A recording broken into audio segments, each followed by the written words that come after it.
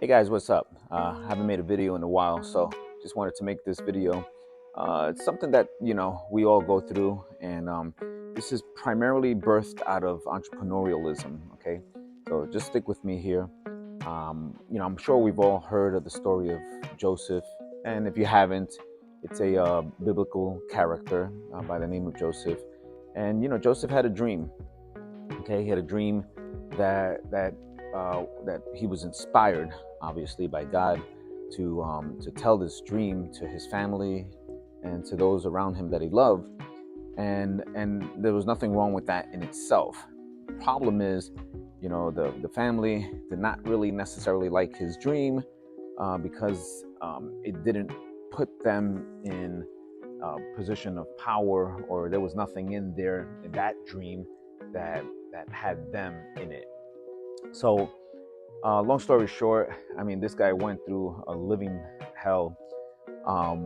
His brothers kind of beat him up, dug a ditch, and threw him in a hole, and they were actually going to kill him until one of the brothers had a conscience. But anyway, he was then sold into slavery, and then everywhere he went, he was actually became a good manager and steward of whatever it is that he was asked to do. So he was a task manager, he was a task master. Um, then we'll fast forward to the time where years later, where he actually was second in command in Egypt, and um, pretty much everything was under his rule. So we fast forward all these years, and it turns out that his family, his original family, that sold him, beat him up. His brothers, his father didn't know. So, in all fairness, his father didn't know. But nonetheless, there was a famine, and all of the neighboring cities needed food. Okay, and it just so happens Egypt had plenty of food, and it was all through the management of none other than Joseph from the scripture. So we fast forward a little bit more. His brothers ended up coming down there to get food. They didn't know that Joseph was the prince of Egypt, okay, because they thought he already had long passed away, or whatever happened to him happened to him. They pretty much left him for dead. So they end up seeing him, and they were scared for their life because, I mean, Joseph now is pretty much in super duper power of authority and can pretty much have them killed for what they did to him so many years ago as a kid.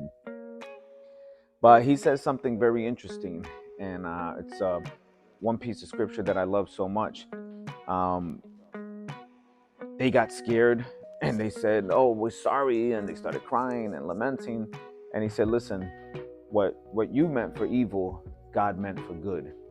And what he means by that, I'm sure you know, is just a quick story, is, so many things happen in your life. You have people around you in your life that really want to cause your demise. And it may not be in the physical sense, but, maybe spiritually, maybe the physical sense. But the everything is stacked against you. He had faith to know that what was meant to be will be.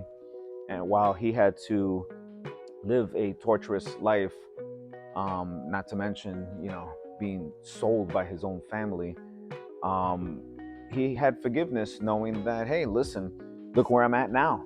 I mean, at the end of the day, his present day was his present day. He saw that day in the past, and people could not see that vision, and it didn't matter whether they saw it or not. It was meant to be. So, for entrepreneurs out there, and actually just people in general who have a vision, a dream, an aspiration, a goal, it's probably wise. I mean, I guess you learn from scripture, or I do, that it's probably wise that when God puts it in your heart and in your mind to just do His will, don't tell anybody. Not everybody's going to be for you. and that includes family, that includes your closest friends. um, but you make the best out of the situation, and that's what Joseph did. I really implore you to go check out that scripture. It's in the book of Genesis, I think 26 or 36, something like that. Check it out. But at the end of the day, keep what God has for you, keep it to you, because you might make decisions, based on family members, based on friends, thinking that they're going to be part of it, and they'll be the first ones to opt out. In the beginning, it might sound like they're all for it and it's all good, but remember, no one's going to um, be part of a vision that was given to you as a leader. Okay, and as much as you don't want to believe that there will be people who will leave you, or who will bail when things get bad or when things don't look like the original vision. Those are the things that you have to make sure that you worry about and concern yourself with. And the best thing to do is literally, if you have a goal, if you have a vision, if you have a dream, if anyone else has the same, then align with those people.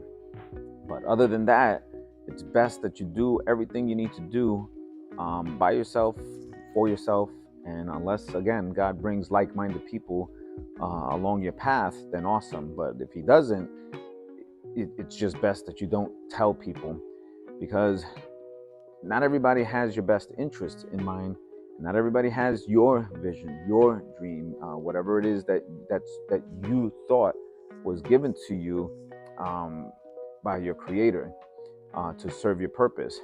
But at the end of the day, it was Joseph who indeed have the vision manifested into reality, and he was able to provide for his family so many years later.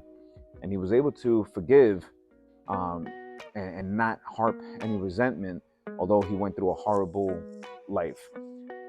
So the moral of the story is, listen, guys, do what you need to do. You will succeed. Just give it time. I mean, it could be 1 year, it could be 10 years, it could be 30 years. But align yourself with like-minded people. But if you don't have those people around you, then do it yourself. All right, guys. Looking forward to hearing from you. Peace.